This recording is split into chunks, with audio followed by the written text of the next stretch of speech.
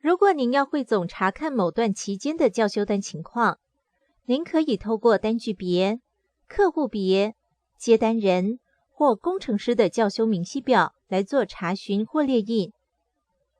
在此，我们以单据别的校修明细表来做范例。在点选报表后，您可以根据单号或是校修日期当作筛选范围的条件，或者您也可以透过选择单据的状态来做筛选。在这里要提醒您的是，如果您选择状态是未结案，才可以选择校修中、维修中、送修中以及送修归还等状态来做进一步筛选。这是报表产生后的画面。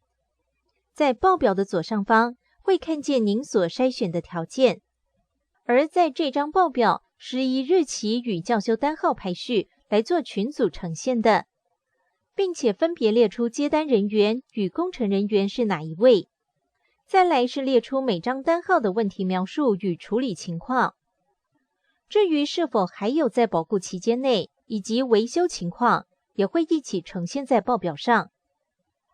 最后是各校修单所耗费的工时、预计完修日期与结案状态等资讯。以上就是单据别的校修明细表。